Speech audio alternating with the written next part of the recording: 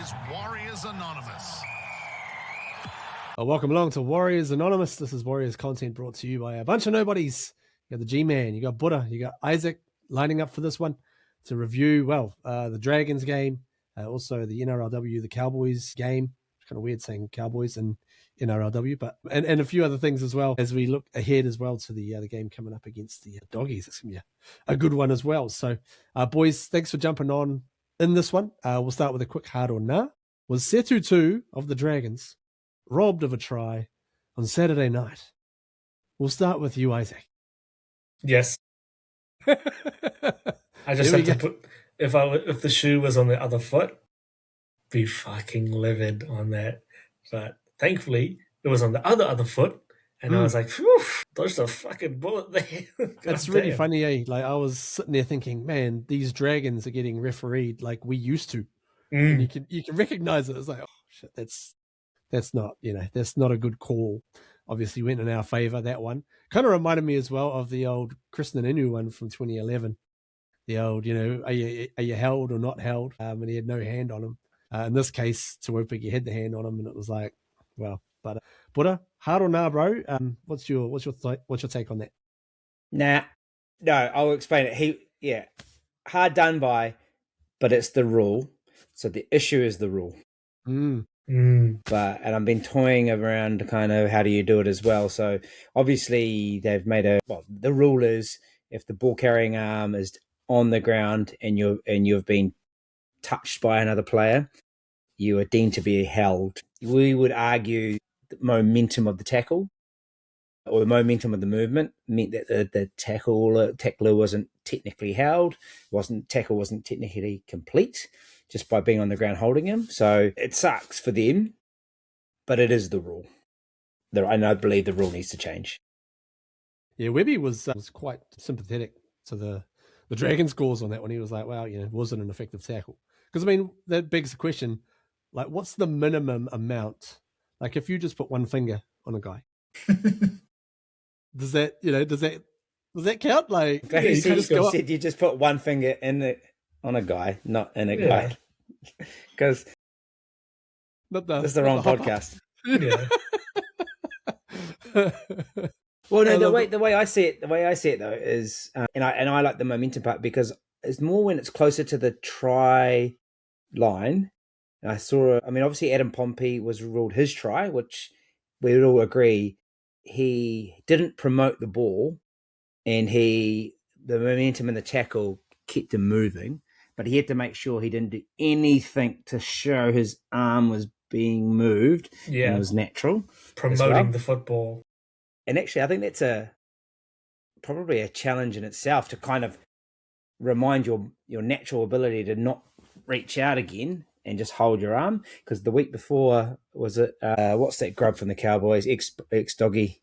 Yes. Reed Marnie. Yeah. That was a try. He scored a try. Like he got turned over in the motion, but just because he had kind of hit the ground in motion and then went out like that, they were like, oh, no, double movement. So yeah. I still think and maybe it's rugby where they've got you can make a move. You can make one move as well rather than, and I don't want people to be shepherding and stuff, but again, what's the momentum? What is the thing on that? Say it was a Go Media Stadium extra 35% greasy track with a bit of rain. And Reed Marnie hits the ground on, with his elbow and then slides almost to the end of the in goal.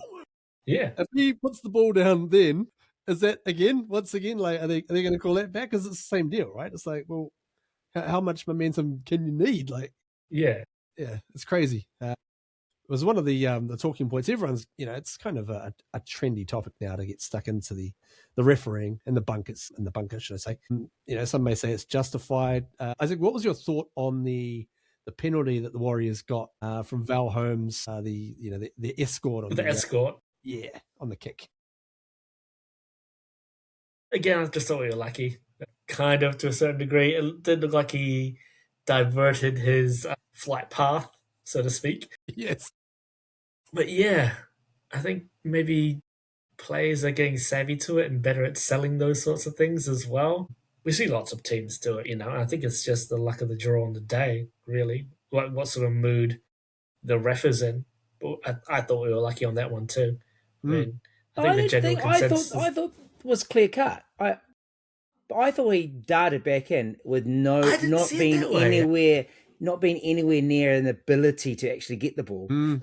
Like, I would agree if he could take a step or two to take the ball, but when he's 10 meters away and then you're like here and then you go there, I thought he changed his line with not in any territory to catch the ball. Yep. I think he knew exactly what he was doing. I think he went to turn and then there was kind of two motions. He sort of turned and then he kind of must have got the peripheral on Tane and then gone sideways. Yeah. So people are saying, well, he's just turning. I was like, no, he wasn't. He knew exactly what he was doing and he got done for it. He plays, used to play for Queensland, so he's probably used to getting away with it. But yeah, again, it begs the question, is it the one finger thing? Like someone runs past you again if you touch a guy and he goes, whoop.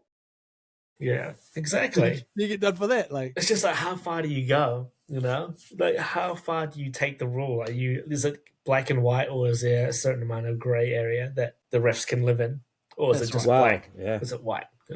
Well, that would be jumping ahead. It's white. It's black. It's white.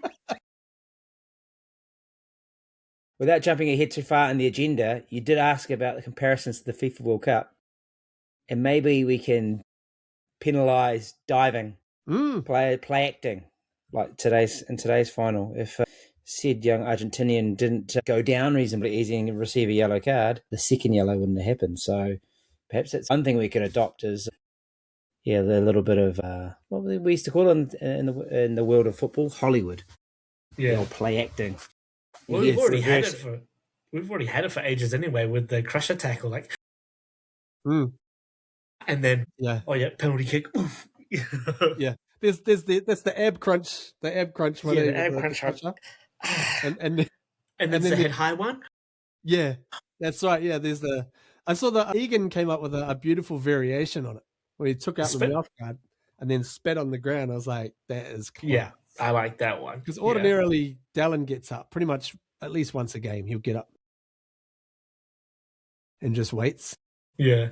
And just waits. Side eye. Like he kind of needs a little bit of extra, something to add to the repertoire to really sell it properly. So I think the old spit, if you've got even if you got one of those old school WWE capsules in your mouth, just you just dislodge it. Wouldn't that sell it? He opens up his mouth and there's blood pissing out and be like, oh wow, he must have got hit high. Let's give him a penalty. But do you know the one thing I don't want them to adopt is penalising covering the mouth for saying stuff, because Twowley, I don't know if you saw that.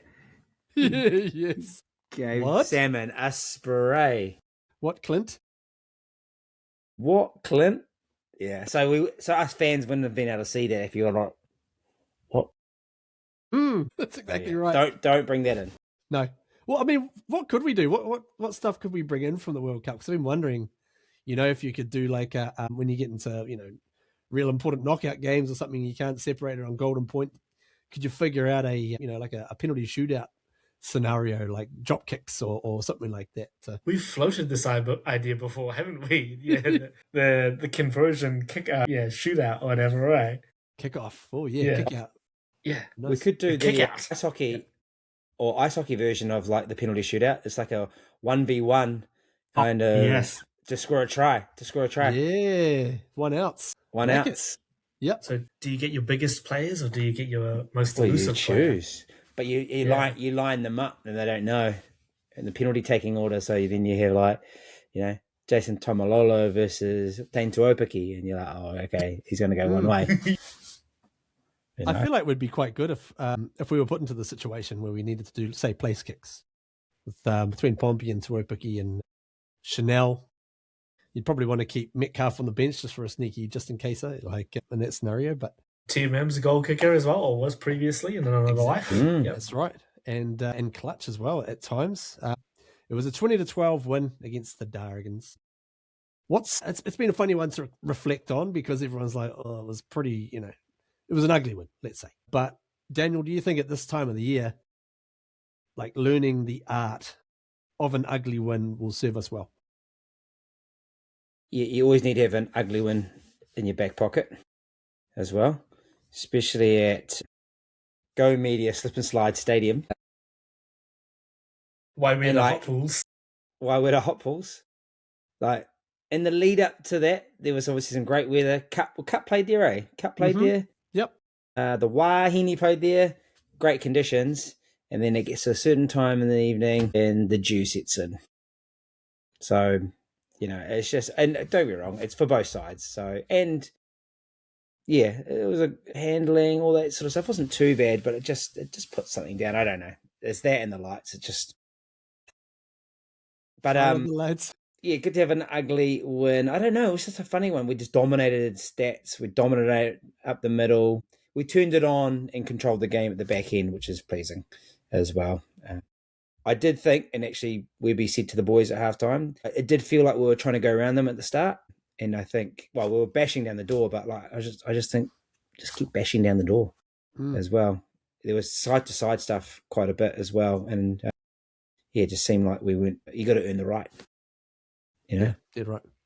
When was the last time we had a like an afternoon game at Go Media just to try and cash in? Because you're right, watching the cup game, it was being played on a pool table. It looked beautiful.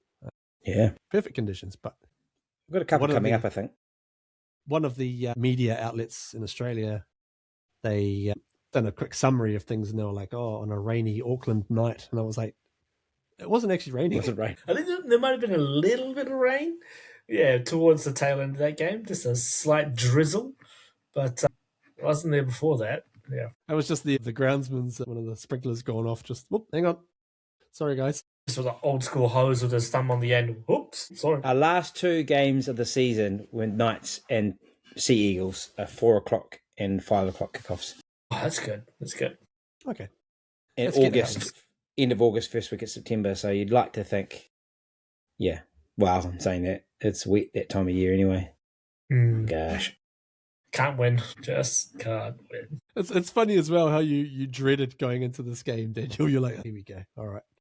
And it was, it kind of turned out to be in that regard as well. No known injuries, no suspensions. So that's good. You get 2 points and you come out of it pretty squeaky clean. Obviously, there'll be the team name tomorrow, so we'll know a bit more about the wash up of injuries. But in re-signing news, Isaac, both Te Maire Martin and Kurt Capewell have re-signed for an extra year. So they'll be playing till the end of 2027. What do you think of those two re-signings? Love it. Yeah, I think, was it, who was saying that Webby's just got the master touch of bringing the best out of players. He's the halfback whisperer. He's the prop whisperer. I think it was Justin Horror. No, what's his name? No, that's not him. Who's the podcast? The podcast of Willie Mason? Yeah, that's yeah. It's just not. They're saying that he was the whisperer, but Webby's brought a lot out of those two players, and I think they're really good to keep in the club. You just want to keep as many talented, experienced players as you can, and you've got all these youngsters able to learn off them. And by all accounts, Kurt Capewell, consummate professional, TMM, everybody in the club loves him. Everybody in Wydom loves him. So, yeah. Good signings. Yeah, absolutely. A couple of good veterans to keep, in the mix as well as he, bring through the young fellas. And it's sort of like, you're sort of getting to the point where you're going to look to try and hand over certain roles to these young boys, or young men, should I say. But just managing how they go about it. Whispering Webby, I quite like that one. That's, yeah. I mean, the signings so far, that every signing that's been announced has been greeted pretty warmly, So I think the Warriors have done well recruitment-wise. The only big one that sort of stands out after the weekend is Will Warbrick and his Achilles. So keeping Dallin looks like a pretty smart move after that, I guess in hindsight. But that was a tough one. I don't know if you guys saw that. But saw that, yeah. Oh, I felt gutted for him, mate. You see that one, Butter? Rough. Yeah. That was cash. Pretty devastating scenes for Big Willie. It's it'll be interesting. Obviously, Moneta couldn't come on the episode, so it's a shame we haven't got our resident Achilles expert on recovery and what to do and what not to do. So there's been sort of varying reports of anywhere between 5 and 12 months to get right. So I'm thinking if it's a 9-monther, then that's around about a month into the season or so. And then it's a question of how does he come back? It's a winger, so you kind of rely a bit more on your takeoff and dynamic movements. So that'd be something to just keep an eye on. But it happens with age, doesn't it? The old calves and Achilles and whatnot. In terms of the business is good in the NRL. A couple of weeks ago, the $5.3 billion broadcasting deal. And also in terms of the Warriors specifically, they announced the launching of Wah's World over at Dream World. Try and just completely do a massive middle finger to the Gold Coast Titans, and also the new partnership announced today with the Stephen Adams Academy as well. So, Daniel, are we taking over? Seems like it. Everyone wants a piece of us. That's the key thing as well, and in key location, key markets. But no, I'm all about it. I love it. Yeah, I saw that Wah's World. I thought it was a nice touch to. We know that we have a bigger fan following in the Gold Coast than the Gold Coast as well. Mainly. Yep, scaffolders, the brothers, the aunties. So that's nice, and yeah, it's quite not unusual unusual to partner with another sporting code to foster talent. If that makes sense, but it does show that the Warriors aren't about just kind of locking out other codes. It's probably different if it was rugby, but pathways for young athletes that can switch codes, right? There'd be a lot of talented individuals that could play either code as well. So all about it, taking over.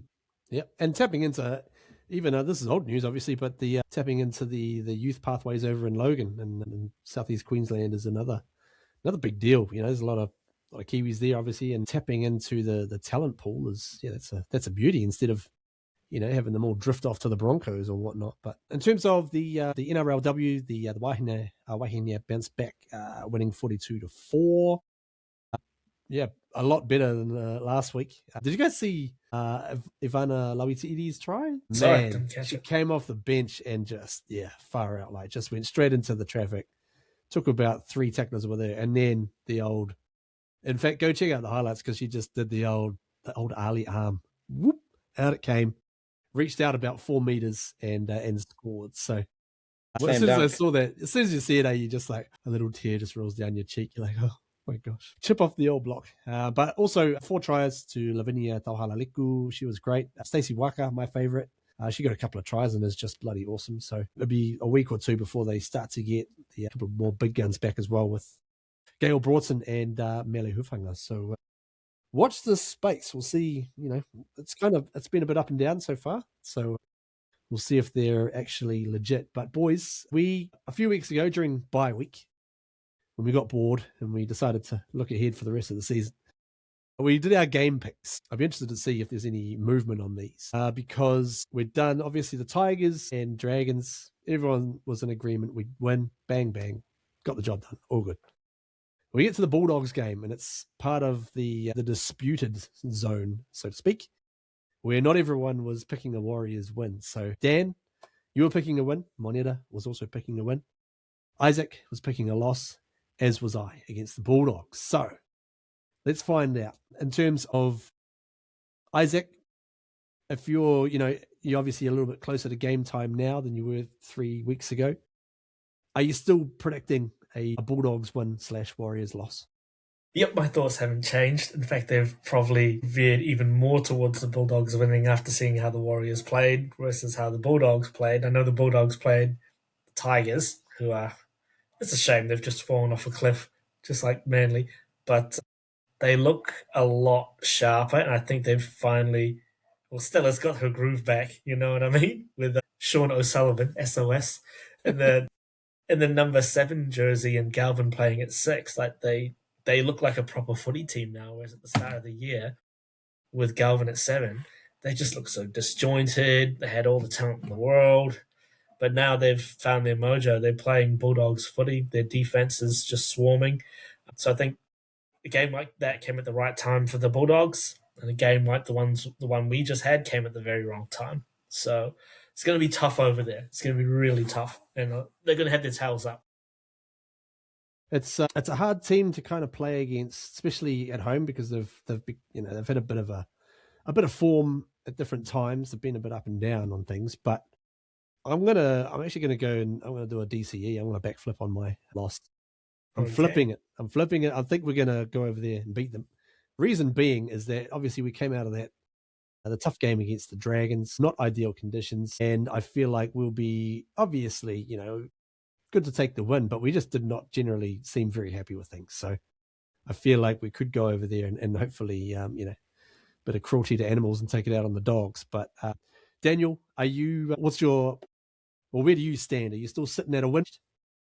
Still for win for the Warriors. They played a banged up Tigers team. We played a banged up Tigers team. I think that nullifies each other out. They were woeful against the Raiders the week before. I'm not sold by this Dogs team. I just don't think that they are contenders. I might be eating my words, but I also think we'll bounce back. I think, it's like, I think they'll come in with a false sense of security after they carved up a woeful Tigers. We seem to do that. We just thought it would come a bit easy as well. Actually, and I think most people just underestimated the Dragons, where they're positioned at the table, but I love how they've decided to go with youth, and they're quite a tough, gritty team. So we're better for the run. We're playing over there, slightly better than playing at Go Media Stadium. We're not a happy hunting ground there, but I don't know, Webby will get them going. Fish will get them going. He'll whisper to them. Yeah. And I just think Fish will look at everyone and just be like, because that man is playing, I think, some career solid footy. Not only, banging down the door, but he's throwing shape out the back. I mean, yeah, I think they'll follow him. And, Mitchie was good. Kevin Cape's back.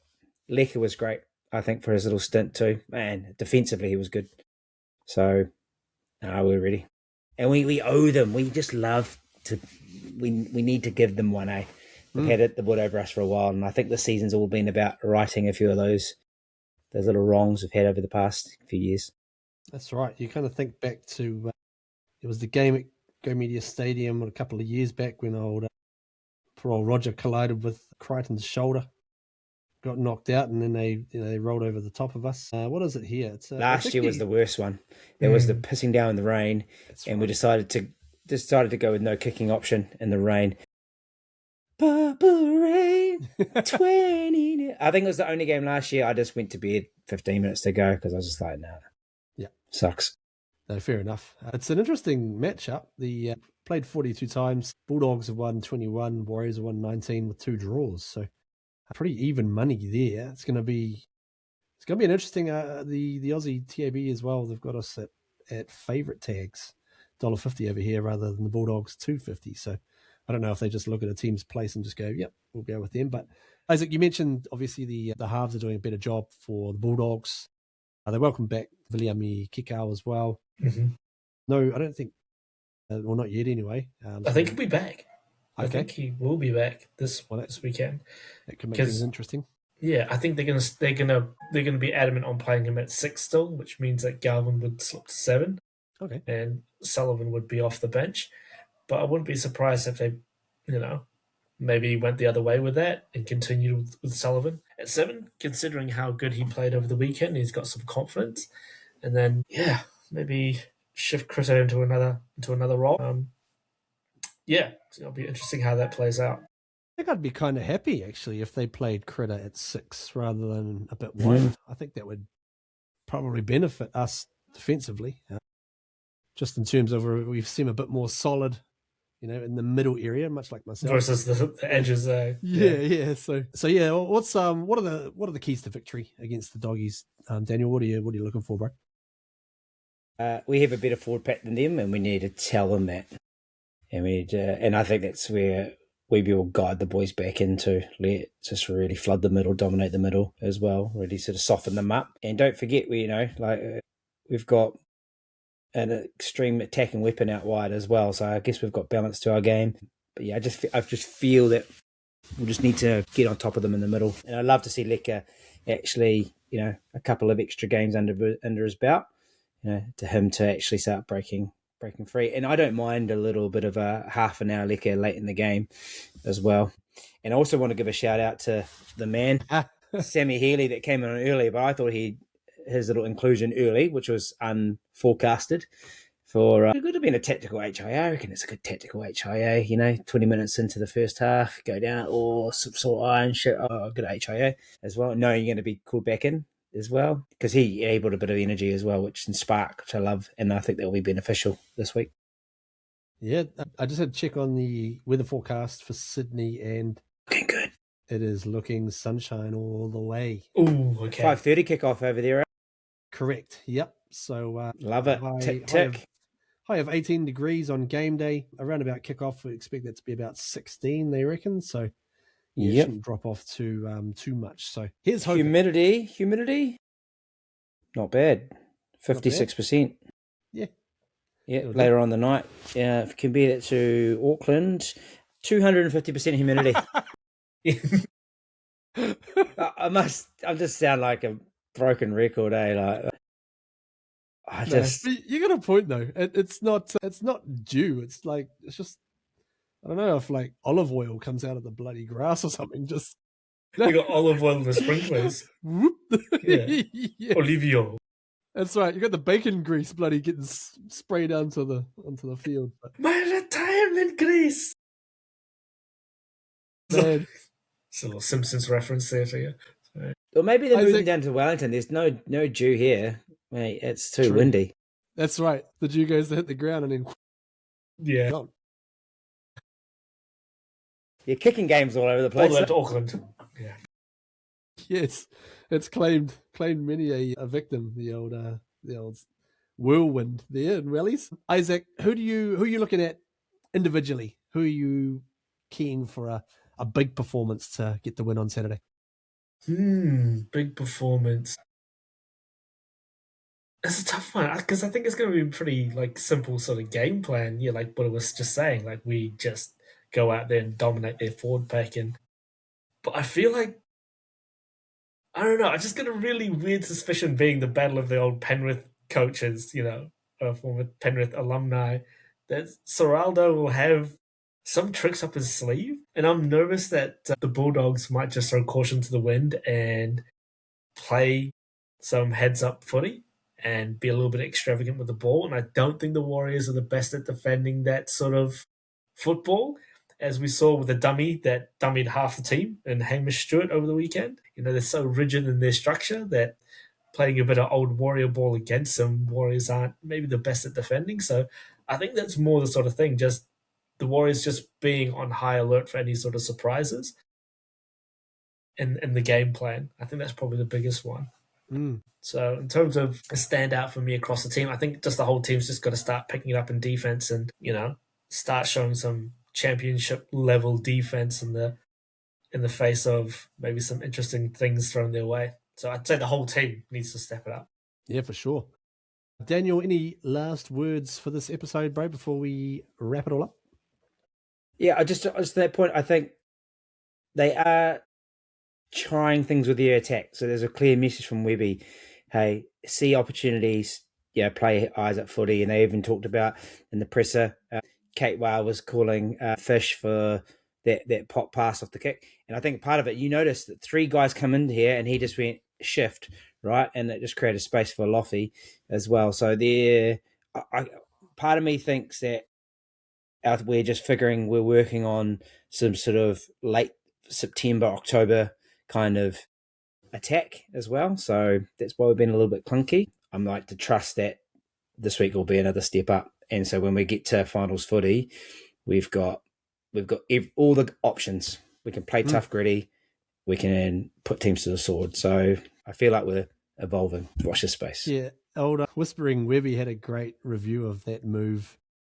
He goes, I hadn't seen us practice that one during the week. So yeah, I like that. I like that as well. I like that we've got guys that see it as well. Obviously, Catewell was the man on that play, giving it off to Loffy, who's, anytime he gets the ball, he could potentially do something. And Tamate Martin on the other side as well, having these guys just to kind of, we're good at reading the scripts, but then when we need to go off script a little bit, we've got some guys who can do it. So we were just talking about this before, bro. Just while you're getting on, we just, that dummy that I talked about. I feel like also that the NRL is getting into these patterns of play, a little bit like the NFL, where you have plays there's sequences and stuff like that. And all it takes is to come out of that, show something different, like that dummy did, like the fish dish as well. Like, and that just changes the picture. I'll have the fish, thanks. Because there's 3 guys coming at him, and naturally, because he's going to run it hard, you're like, "Fuck, we need to tackle this fella," and pop past. So, yeah, part of it is, and I love it. Don't get me wrong, it's this NRL, NFL, like this structure to this game, which makes it such a great product to watch. But then it can get predictable, and now it's like, how do we become unpredictable? So, I think how do we throw some different looks at the defense? That's it. Yeah, actually, I want to throw in one extra idea from the FIFA World Cup. Just got me thinking. Sometimes when they do the penalty shootouts, someone will sort of run in to go and kick it and then sort of pause and then decide which way they're going to kick it. I want to put it to you that on a kickoff, we have the kicker run in like they're about to boot it long and then just hoik it off to the left and try and, skin the chasers to get to the ball. Because I reckon that could work. I reckon if you fake them out enough, you have the defenders moving backwards, and then by the time you pull in the fake kick, they have to try and come the other way, and we can pounce on it. But yeah, just a little NFL short kickoff. Yeah. The squib kick. The squib kick, yeah. That's what I was thinking, yeah. That's it, the Sean Payton special. Boys, thanks for jumping on. The NRLW team are playing against the Parramatta Eels over in Sydney this weekend as well. That's on Sunday, so catch that one. And we will be reviewing all of the stuff next week. Until then, don't forget to like and subscribe on all of our socials. Hey, and we'll catch you next week, same time, same channel. You know how it goes. Up the Waz. Go the Warriors! La cucaracha ya no puede caminar.